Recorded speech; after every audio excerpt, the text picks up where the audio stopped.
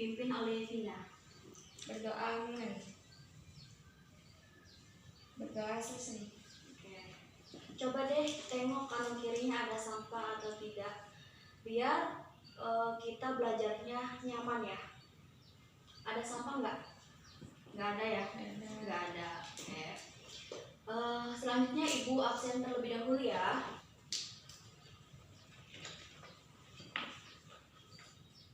Vina, Hadiroh. Fadila, Hadiroh. Halimah, Hadiroh.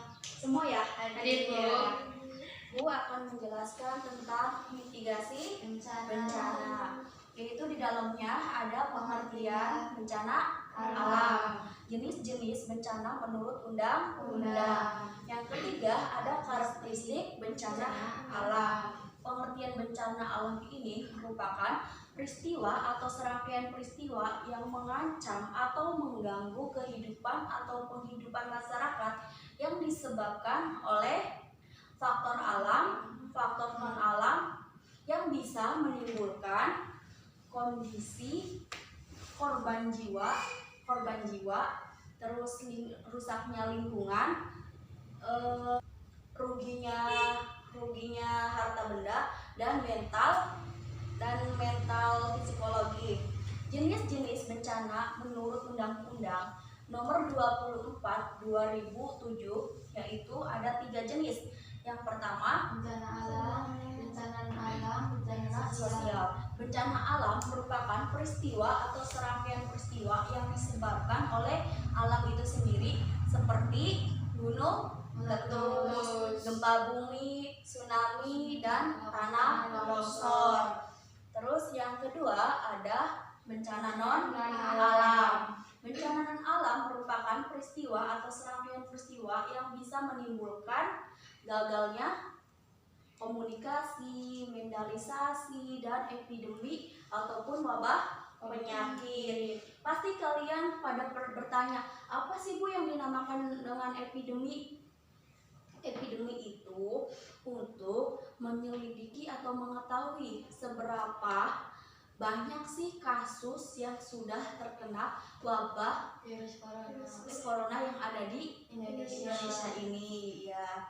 Terus yang ketiga ada bencana sosial. Bencana sosial merupakan peristiwa atau serangkaian peristiwa yang disebabkan oleh manusia, seperti konflik sosial antara kelompok ataupun individu dan komunitas. Bisa juga teror dan meneror gitu. Terus yang ketiga ada karakteristik bencana alam. Karakteristik bencana alam merupakan ancaman yang ada di Indonesia yang perlu kita pahami. Aparatur pemerintah dan masyarakat itu terutama mengawasi wilayah yang rawan bencana. Kenapa kita harus mempelajari karakteristik bencana alam? Agar untuk mengantisipasi dan meminimalisir dampak dari terjadinya bencana alam tersebut. Bencana alam juga bisa terjadi secara tiba-tiba ataupun dengan mempelajari karakteristik bencana alam kita bisa mengetahui gejala-gejala dari bencana gempa bumi, tsunami, gunung berapi, longsor, banjir, kekeringan, angin topan, gelombang pasang, kebakaran. Ya, yang pertama ada gempa bumi. Gempa bumi merupakan melepasnya energi yang disebabkan oleh diskolasi pergeseran pada bagian dasar bumi. Itu bisa dilihat gejalanya. Yang pertama ada awan yang berbentuk pohon ataupun batang yang berdiri tegak. Itu adalah gejala sebelum terjadinya gempa bumi. Yang kedua ini gejalanya ada, kita bisa melihat meneliti sekitar kita tingkah laku hewan tersebut, apakah bertingkah laku aneh atau tidak. karena insting dari hewan tersebut itu mempunyai bisa mendengarkan gelombang elektromagnetik ya. Terus yang kedua ada tsunami. Tsunami adalah gelombang lautan yang periode panjang yang disebabkan oleh impulasi. Impulasi ini bisa menyebabkan terjadinya tsunami ini ya. Kecepatan tsunami dengan run up yang rendah dari 25 sampai 100 km per jamnya.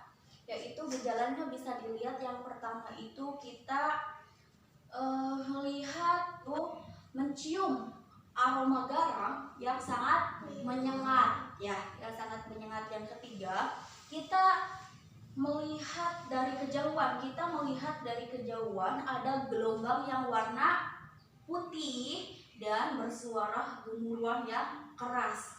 Itu adalah gejala dari tsunami. Yang ketiga ada gunung berapi. Gunung berapi merupakan melepaskan energi dari aktivitas vulkanik yang dikenal oleh erupsi.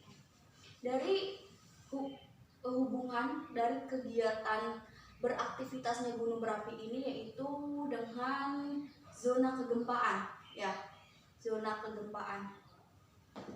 Terus juga erupsi itu bisa mengeluarkan material seperti lava, pijar, magma. Terus juga di sini ada tanah longsor. Tanah longsor yaitu terjadi karena kegagalan atau kestabilan tanah atau batuan penyusunan lereng. Itu ada dua faktor. Tanah longsor ada dua faktor, yaitu dari faktor alam, kedua faktor manusia. Faktor alam di sini mempunyai tiga faktor ya, yaitu yang pertama kondisi geologi, yaitu kemiringan lapisan tanah. Yang kedua ada iklim, yaitu cuaca hujan yang sangat tinggi itu. Terus yang ketiganya ada kondisi topologi, yaitu lereng yang curam ya. Terus faktor manusianya, penimbulan tanah di daerah lereng, di daerah lereng. Yang keduanya penebangan hutan di daerah lereng juga. Terus yang ketiga ada membudidayakan kolam ikan di atas lereng. Yang selanjutnya ada banjir. Apa sih yang di pikiran kalian mengenai banjir tersebut? Coba Fadilah. Ya, Vina. Nah, jadi banjir ini merupakan di suatu daerah yang dimana ada genangan air yang sangat besar ya. Timbulnya itu secara tiba-tiba ya. Apa yang dikatakan oleh kalian itu adalah sebuah gejala dari bencana banjir ya. Adanya air karena buang sampah sembarangan, terus juga karena terus ada juga air laut dan air sungai itu meluap di daratan ya. Terus di sini ada kekeringan. Kekeringan itu berkaitan antara keterbatasan air yang dibawa oleh kebutuhan air, seperti kebutuhan sehari-hari, kehidupan sehari-hari petani dan kegiatan ekonomi.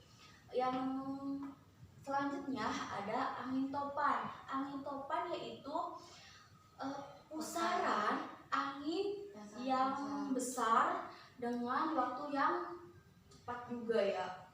Terus juga angin topan itu bisa kecepatannya bisa dari 20 sampai 100 km per jamnya.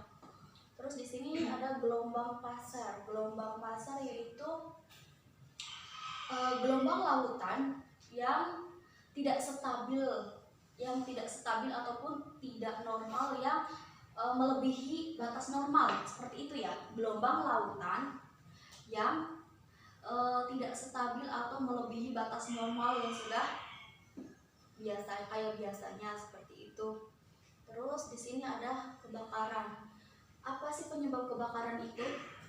Pembakaran hutan. Iya, karena bisa juga ini kelalaian ya, terus juga salahnya mendukung apa.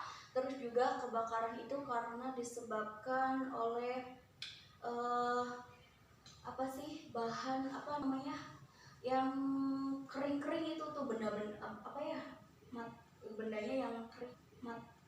yang kering gitu, kayak misalkan daunnya kering kayak gitu tuh, pohonnya kering. Jadi cepet yang seperti itu kayak rumah, harta benda ataupun apa itu tuh memicu terjadinya kebakaran untuk cepat merambatnya api ya. Sampai di sini kalian bisa dipahami tidak? Bisa. Oke.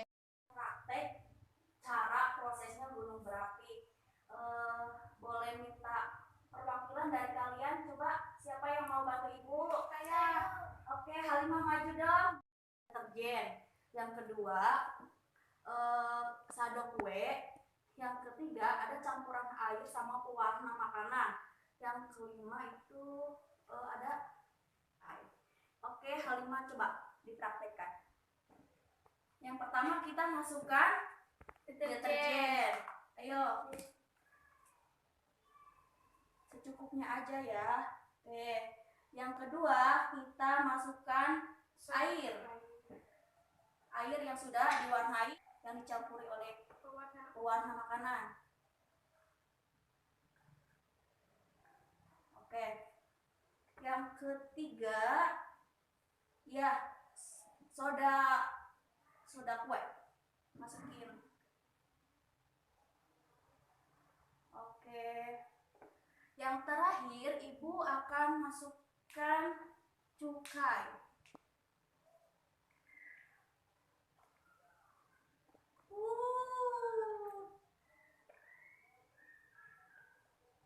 Ini adalah proses terjadinya gunung berapi yang berupa erupsi. Erupsi ini merupakan mengeluarkan material yang ada di dalam gunung tersebut yang berupa ada magma, lava, dan pijar. Coba lihat kalian, coba pada maju semua, lihat ini.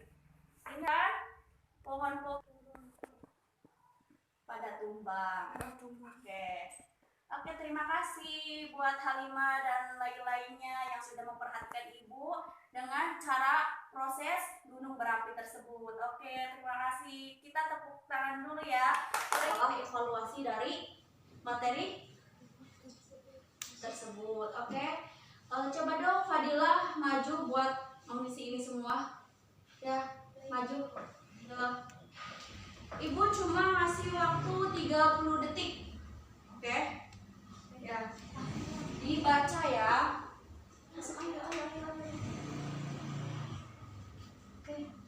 Kita akan mengoreksi hasil dari teman kalian yang maju ya. Yang pertama, faktor alam yang menyebabkan tanah longsor adalah kemiringan lapisan tanah, itu benar. Yang kedua, hampir semua aktivitas gunung. Yang ketiga, tsunami dapat terjadi karena pusaran gempa berada di lautan. Benar ya. Yang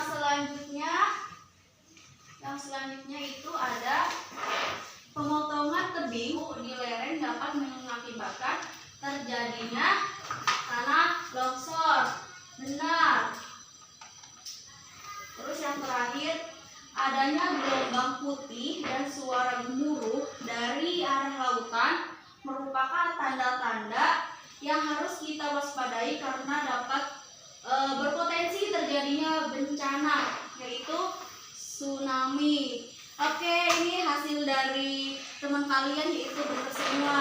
Materi sudah Ibu sampaikan. Mungkin pertemuan hari ini dicukupkan sampai di sini. Assalamualaikum warahmatullahi wabarakatuh. Waalaikumsalam warahmatullahi wabarakatuh.